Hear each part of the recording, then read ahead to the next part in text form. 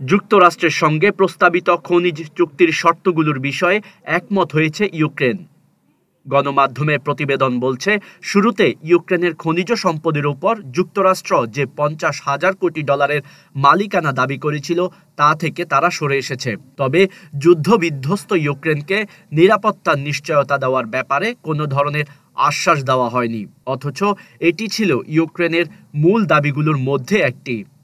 Ukraine জানিয়েছে, যুক্তরাষ্ট্রের সঙ্গে দেশটির খনিজ সম্পদ বিষয়ে একটি চুক্তি হতে যাচ্ছে। তবে বিনিময়ে যুক্তরাষ্ট্র ইউক্রেনকে কোনো নিরাপত্তা নিশ্চয়তা বা গ্যারান্টি দেবে না। খোদ মার্কিন প্রেসিডেন্ট ডোনাল্ড ট্রাম্প এমন তথ্য জানিয়েছেন।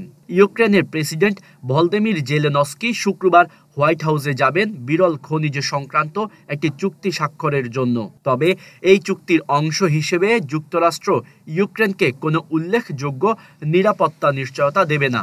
ট্রাম্প দাবি করেছেন, এই চুক্তির মাধ্যমে যুক্তরাষ্ট্র ইউক্রেনের সামরিক সহায়তার জন্য ব্যয় করা শত শত বিলিয়ন ডলার পুনরুদ্ধার করতে পারবে। কয়েকদিনের তীব্র আলোচনার পর চুক্তিটি চূড়ান্ত হয়। আলোচনার সময় জেলেনস্কি চেয়েছিলেন যুক্তরাষ্ট্র যেন রাশিয়ার চলমান আগ্রাসনের বিরুদ্ধে ইউক্রেনের নিরাপত্তার নিশ্চয়তা দেয়। চুক্তির খসড়ায় একটি যৌথ তহবিল গঠনের কথা বলা হয়েছে, যেখানে ইউক্রেনে পাওয়া বিরল খনিজ ও অন্যান্য মূল্যবান খনিজ পদার্থের খনন থেকে অর্জিত রাজস্ব রাখা হবে। পাশাপাশি তেল ও গ্যাস বিক্রি থেকে অর্জিত রাজস্ব এতে যোগ হবে। এর আগে ট্রাম্প দাবি করেন, ইউক্রেনকে সামরিক সহায়তার বিনিময়ে যুক্তরাষ্ট্রকে বিরল খনিজ পদার্থ সরবরাহ করতে হবে। মূলত তার দাবির কাছেই নতি স্বীকার করল ইউক্রেন। মিউনিক নিরাপত্তা সম্মেলনে চুক্তির খসড়া স্বাক্ষর করার জন্য যুক্তরাষ্ট্র ইউক্রেনের উপর চাপ সৃষ্টি করেছিল। খসড়া অনুযায়ী এই যৌথ তহবিলের মালিকানার শতভাগই যুক্তরাষ্ট্রের হাতে থাকার কথা।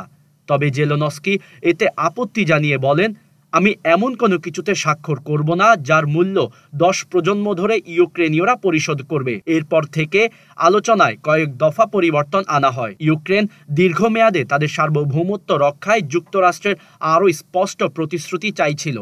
এই বিষয়ে ট্রাম্পের কাছে জানতে চাওয়া হয়, চুক্তির অংশ হিসেবে ইউক্রেনকে কী ধরনের নিরাপত্তার নিশ্চয়তা দেবেন তারা। জবাবে ট্রাম্প বলেন, আমি খুব বেশি নিরাপত্তা নিশ্চয়তা দিতে যাচ্ছি না, আমরা চাই ইউরোপ এই বিষয়ে দায়িত্ব নিক। ট্রাম্প ইউক্রেনের ন্যাটো সদস্যপদ পাওয়ার আকাঙ্ক্ষাকে গুরুত্ব না দিয়ে বলেন, নেটো নিয়ে ভাবার দরকার নেই। সম্ভবত এই কারণেই পুরো ঘটনাটি শুরু হয়েছে। গণমাধ্যমের খবরে বলা হয়েছে, চুক্তির খসড়ায় নিরাপত্তা নিশ্চয়তা সম্পর্কে অস্পষ্ট ভাষা ব্যবহার করা হয়েছে। এদিকে জেলেনস্কি চুক্তিটিকে প্রাথমিক বলে বর্ণনা করেছেন এবং বলেছেন, এটি কেবল শুরু, এটি কেবল একটি কাঠামো, এটি বড় সাফল্যে পরিণত হতে পারে।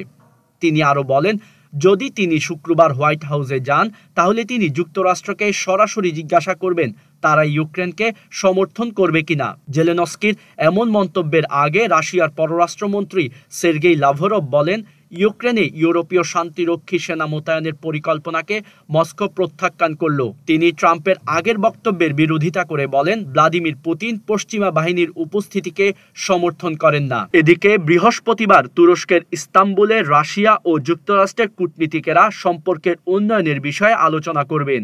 এটি হবে দুই পক্ষের মধ্যে টানা দ্বিতীয় সপ্তাহের বৈঠক। এর আগে গত সপ্তাহে সৌদি আরবের রিয়াদে দুই দেশের শীর্ষ কর্মকর্তাদের মধ্যে একটি বৈঠক অনুষ্ঠিত হয়।